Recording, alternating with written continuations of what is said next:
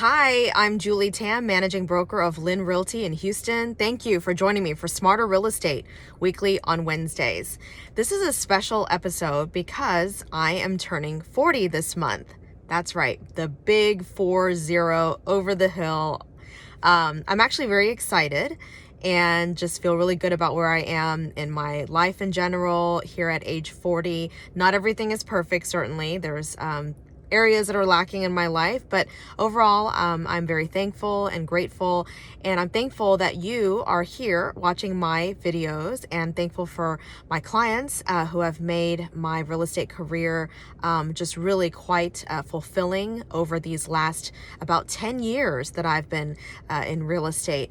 Anyway, so the special episode this week is 40 real estate tips. I teased this in a previous episode of Smarter Real Estate, that I would have 40 real estate tips. Some of these tips you've heard in my past videos, but some of them are new.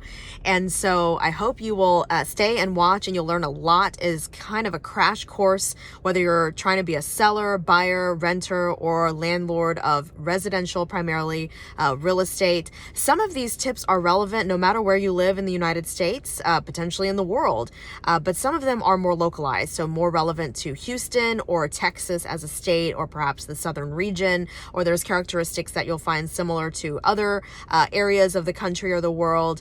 So definitely keep that in mind. If you hear me talking about a specific law or way of doing things, then it could be locality specific. But if it's kind of general advice that could be relevant anywhere, just good advice, then of course you can apply it wherever you are. So whatever it is, these tips are going to be great for you. All right, so this is really cheesy, but I've got these little cards that I've written the numbers on, and that's how we're going to count it down. All right. And I've got my list over here on this iPad so that I can reference it, because I don't have these tips memorized. That's a lot of tips. Anyway. All right. So we're going to count down from 40 all the way to 1. You ready? 40.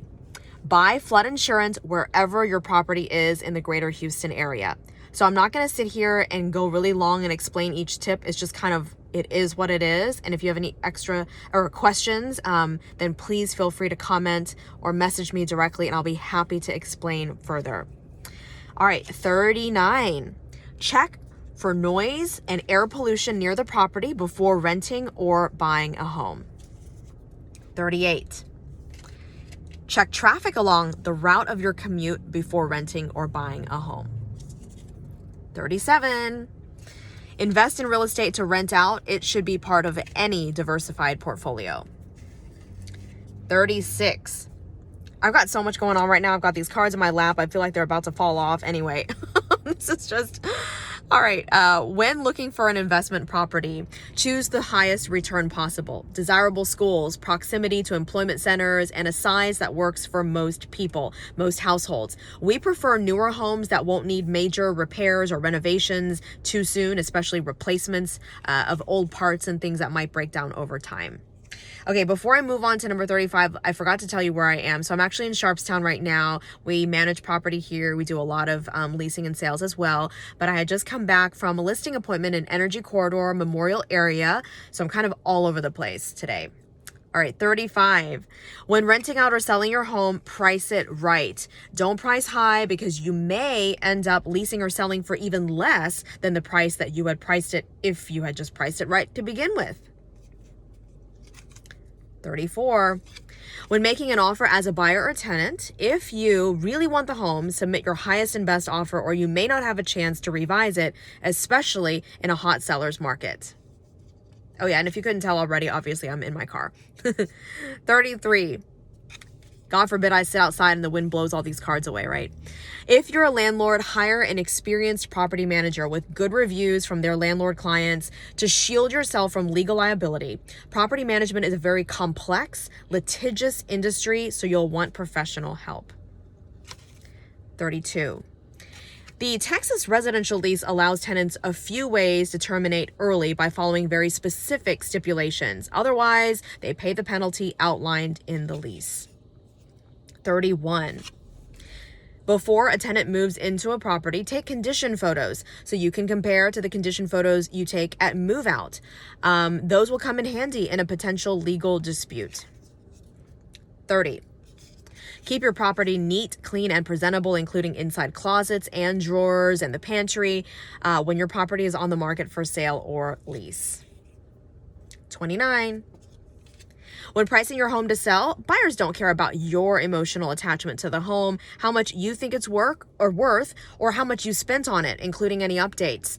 Get a realtor to price it according to what the market says it's worth. 28. Always get pre-approved, not just pre-qualified for a loan with a lender before you start shopping for homes, so you know how much you can actually be approved for if you need a mortgage. It's really a complex process. You can't just figure it out yourself. 27. Realtors aren't allowed to talk about certain demographics due to fair housing laws and other liability, like racial makeup of a neighborhood, how quote-unquote safe it is, and how good the schools are, so research this information yourself. Your realtor could probably tell you some websites to go to and that sort of thing. 26.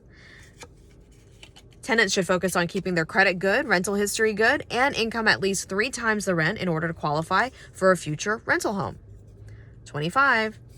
New construction usually comes with a builder warranty, manufacturer warranties, and less immediate maintenance needed. Compare them to resales in the area to see if a new build is worth the usually, I should say, but not always, higher price. 24. Statistics show that selling your home to an iBuyer like Zillow, OfferPad, Opendoor, etc., or selling as for sale by owner means you actually lose about 15% in potential profit that you could get by selling through a realtor. 23. I was trying to read the number backward on the screen. Couldn't do it. Okay, if you are trying to sell or rent out your property, try to approve as many showings as possible and don't put too many restrictions on when prospects can view the property in order to sell it the fastest. 22. When making selections for a new home, choose finishes and features that are more timely than trendy, more timeless, I should say, than trendy. If there are multiple options at the same price, choose the one that looks the most expensive. 21. When budgeting for a home to rent, consider how much you'll pay for rent, utilities, and other recurring charges, including electricity, gas, water, sewer, trash, internet, TV, phone, if you still have a landline, and alarm monitoring. No shame if you have a landline, by the way. I have one myself still. Renter's insurance, any parking fees, pet rent, and any other costs. And number 20. On a related note, when budgeting for a home to buy, consider how much you'll pay for any mortgage, property taxes, insurance, HOA maintenance fees, same utilities for renting, and any other special costs for that particular property.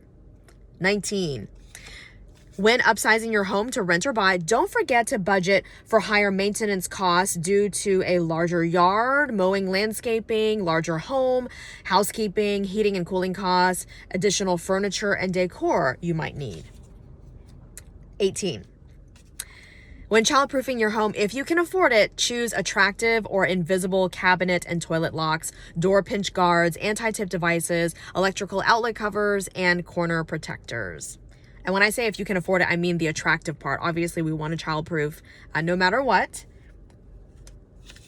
17. All right. When designing your home interiors, don't forget about windows. Window treatments can frame windows like a piece of art and really add to the aesthetic of the home. 16. Curb appeal is very important. The outside of your home is the first impression for potential buyers and renters. 15. Lending laws and practices change all the time, so ask your lender for current rules. Don't assume they're the same as the last time you applied for a mortgage. And 14, same goes, that tip, for real estate in general. Laws and contract forms change regularly, so an experienced real estate professional will keep up with those and be able to guide you adeptly. 13.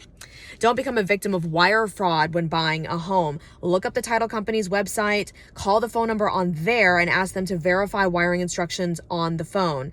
Don't just use any wiring instructions you receive via email, even if the email appears to have come from the title company. We're getting close to the top 10. 12. Don't over-improve a property. Choose tasteful, timeless upgrades that most people appreciate and that have the best resale value. Focus on the kitchen, primary bath, and exterior as priorities. 11.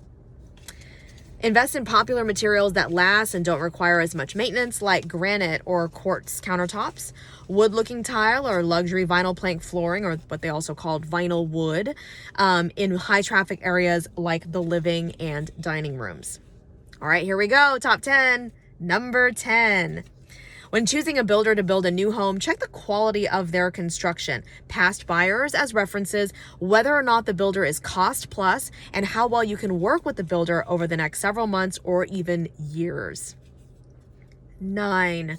When choosing a lot to buy on, make sure you know the HOA restrictions like building lines, setbacks, and architectural styles, and get a new survey. Don't rely on the seller's existing survey. So definitely get a new one. Number 8, when you're under contract to buy a home, don't make any major credit or financial changes.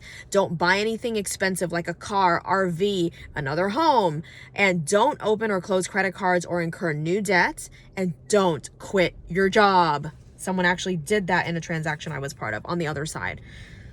7, I don't know if maybe their realtor didn't advise them or they didn't care. Luckily, it was not my client. Okay, sometimes pricing a home slightly below market for sale or rent can actually generate multiple offers over asking, especially in a hot seller's market with low inventory and high demand. 6, a property with a pool and high HOA fees may have nice amenities to enjoy, but may not be a good investment as a rental.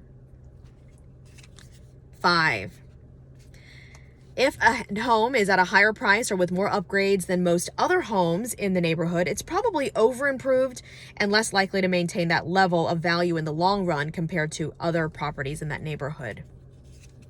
Number 4, when considering whether to buy a property to flip, unless you want to take home the profits immediately, consider holding the property and renting long-term, because you can either make a profit or break even, as in the tenant pays for your expenses. And then over time, the property is more likely to appreciate for you to sell at an even higher price down the road, and that means more total profits in the end. Top 3, number 3.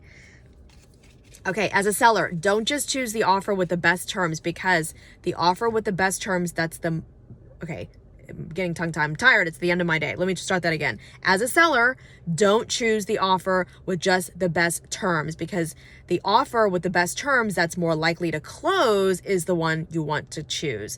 Okay, the best offer that doesn't close is useless. Definitely go back to watch my previous videos and continue watching, because I actually explain a lot of these tips in a lot of detail, so you get more context and more information. Okay, number 2, we're almost at number 1. When making an offer in a competitive seller's market as a buyer, submitting the highest offer price doesn't always win. Also, offer creative terms that are favorable to the seller and make yourself stand out among the buyers. And my number 1 tip, which kind of, encapsulates it all in a sense, is when choosing a realtor to represent you, make sure they have excellent client reviews, are an expert in real estate laws and contracts, have a lot of experience, and do frequent deals to stay fresh. They're detail-oriented and communicative, a strong negotiator, but with the right finesse, not too aggressive or off-putting, and are the right fit for you in terms of their personality and approach. Because just like the builder I mentioned earlier, you'll have to work with that realtor for potentially months and hopefully multiple transactions over the course of a lifetime. Okay, thanks so much for watching. I hope you have a great week, and stay tuned again for next week, weekly on Wednesdays, Smarter Real Estate.